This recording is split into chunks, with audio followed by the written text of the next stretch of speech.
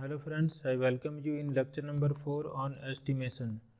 In previous lecture we have discussed that maximum error of point estimate sample mean is given by E equal to Z alpha by 2 times standard deviation divided by square root of n, where 1 minus alpha is called the probability for this maximum error of estimate, or we can say that it is confidence level.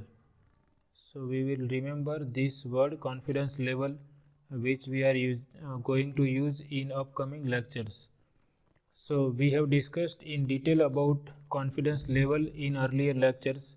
So if you have not seen those lectures, I suggest you to watch those lectures first. Now sometimes we are not given the size of sample and we are given the remaining values, that is we are given the maximum error, we are given the confidence level 1 minus alpha, and we are given the population standard deviation, and we can be asked to find out the size of sample for which maximum error is given. So from this formula we can write down the formula for size of sample and we can decide the sample size if it is asked. So in this lecture we are going to discuss one question on determination of sample size. Suppose that we want to use the mean of a large random sample to estimate the mean of a population, and we want to be able to assert with 1 minus alpha into 100% confidence that the error is at most capital E. That is, we are going to use this confidence level 1 minus alpha into 100%. So with this confidence level we want to use the mean of a large sample to estimate the population mean. And we have discussed that the formula for maximum error of estimate is E equal to Z alpha by 2 times population standard deviation divided by square root of sample size. So from this I can write down the formula for square root of sample size. I consider this on left hand side and I can transfer this on the right hand side, and I obtain this square root of n equal to Z alpha by 2 times population standard deviation divided by error, and squaring on both sides we obtain this formula for the sample size, n equal to square of Z alpha by 2 times population standard deviation divided by E. So this is the formula for sample size determination, and now we try to answer this question which is about the sample size determination, and this question was asked in GTU Winter 2020 exam. First we understand what is this question. The dean of a college wants to use the mean of a random sample to estimate the average amount of time students take to get from one class to the next, and she wants to be able to assert with 99% confidence that the error is at most 0.25 minute. If it can be presumed from experience that population standard deviation is 1.40 minutes, how large a sample will she have to take?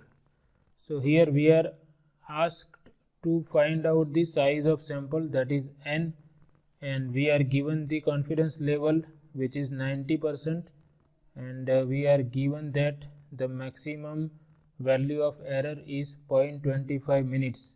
So we can write down all these things. Given that, we can write that confidence level is 1 minus alpha into 100% equal to 99%. So this means we can consider 1 minus alpha equal to 0.99. Therefore alpha will be equal to 1 minus 0.99. that means alpha is 0.01. We will require value of alpha as well as value of alpha by 2. So let me write alpha by 2 also. Alpha by 2 is 0.01 divided by 2, which is 0.005. And also it is given that maximum error of estimate is 0.25. Also capital E is given as 0.25 and standard deviation is sigma equal to 1.40. Sigma equal to 1.40. So for sample size determination we use this formula. So we are given sigma, we are also given capital E, and we are given alpha by 2, that is 0.005. So first we decide what is this value of Z, for which area to its right hand side is 0.005. We know that for large samples, sampling distribution of sample mean is approximately normal. So this is a normal curve, standard normal curve with mean equal to 0. And if we consider this, suppose this point is Z suffix alpha by 2, then this area is equal to alpha by 2. And if we consider using the symmetry of this, we can roughly say that this point is minus Z alpha by 2. So this area is also alpha by 2, and this area in between these 2 points is 1 minus alpha, and it is given as 0.99. So that these 2 areas are 0.005, because we know that total area must be 1. So we are given that 99% confidence level, that means 1 minus alpha is 0.99 and remaining area in 2 tails is 0.01. Therefore area in 1 tail is 0.005. We are interested in the value of this point. So as we have discussed in earlier lecture also, that this value of Z is such that area to the right hand side of this value is 0.005. So from this we can find out the value of Z alpha by 2. We can rewrite this as 1 minus probability that Z is less than or equal to Z alpha by 2, which is equal to 0.005. Therefore probability that Z is less than or equal to Z alpha by 2 will be equal to 1 minus 0.005, and if we take the diff, we obtain 0.995. So the cumulative probability that Z is less than or equal to Z alpha by 2 is 0.995. So using this probability or this area, we can decide the value of Z alpha by 2. So for that we have to use the table of standard normal curve, and we will search for this point 0.995. In that table we will search for this value of area, and the value corresponding to this area will be Z alpha by 2. So for that we can consider this cumulative normal probability tables. These are the standard normal curve areas. Let me remove this. Now I am interested in the value of Z, for which this area to the left side of Z alpha by 2 is 0.995. So in the table we search for 0.995. If we don't get the exact value here in the area, suppose we don't get exactly 0.995, then we will try to find out the values which are very closest to this value.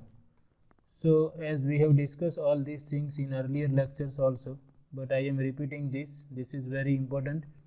I am searching for 0.995 in this table, and here I will get these two values.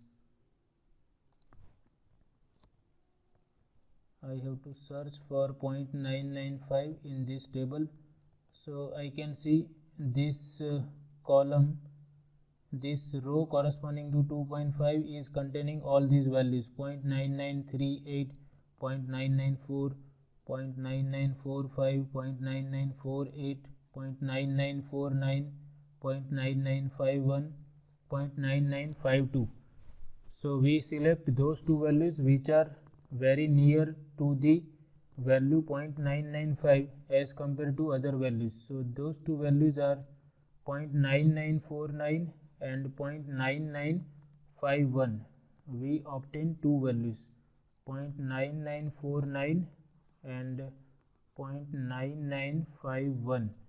For these two values, the distance of this point or distance of this value 0.995 is equal from these two values, or if you take the difference between 0.995 and this or this, difference remains same. So we will consider these two areas and we will find out the value of z corresponding to these two areas. So corresponding to 0.9949, we can see this corresponds to this row, and this row is for z equal to 2.5, and this column corresponds to 0.07. So here 2.5 and 0.07, that means value of z corresponding to this is 2.57, and this corresponds to 0.08, that we can see here. So value of z corresponding to 0.9951 is 2.5 plus 0.08, that is 2.58. So value of z corresponding to 0.995 will be taken as average of these two values, 2.57 and 2.58. So here we write that therefore z alpha by 2 is 2.57 plus 2.58 divided by 2, and the average is z alpha by 2 equal to 2.575. Here alpha by 2 is 0.005. So I obtain that z alpha by 2 is 2.575. So this we obtain for 95% confidence level. So if confidence level is 95%, for 95% confidence level, we can remember this z 0.005 equal to 2.575, because we are going to use this repeatedly. So every time we will not obtain this value by doing this procedure. We can remember that z suffix 0.005 is 2.575, or we can remember that if confidence level is given as 95, here confidence level is 99%.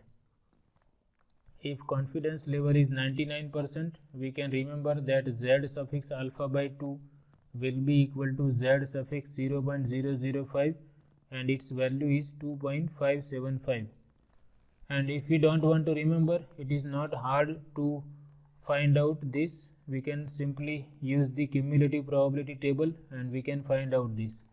It is not necessary to sketch this normal curve. This I have sketched just for understanding these things. So otherwise we can find out this value z alpha by 2 within 1 or 2 minutes using the standard normal probability table. So now we have obtained z alpha by 2. We are having sigma and error also. So now we can find out the sample size. Okay, we are asked to find out how large a sample will C have to take. So the sample size, or we can say that the required sample size is, we have this formula n equal to, you don't have to remember this formula for sample size, you can derive it from this formula for maximum error of estimate. So it is sigma times z alpha by 2 over E and square, or z alpha by 2 times population standard deviation divided by error whole square. And I can write one more step, alpha by 2 is 0.005 times population standard deviation over error, and then I substitute these values. Z 0.005 is 2.575 into population standard deviation is 1.40 divided by 0.25 whole square. This is equal to 207.93, and we know that sample size is always integer, so we round off this to 0 decimal places, and here we have 9 which is greater than 5, so this is rounded off to 0 decimal places, and we obtain that sample size is n equal to 208. So here we can answer this question that C will have to take a sample of size 208. Okay, our answer is C will have to take a sample of size n equal to 208. So in this way we can decide the size of sample which is required for given confidence level. Here confidence level was given as 99%, so from that we obtain 1 minus alpha equal to 0.99, and then we find out z alpha by 2 which is z suffix 0.005. If we can remember, we can directly write down this 2.575, and you don't have to remember this formula for sample size, we just remember the formula for maximum error of estimate, and from this formula we can write down the formula for sample size. So this is all about this lecture. I hope you have understood it. Thank you very much.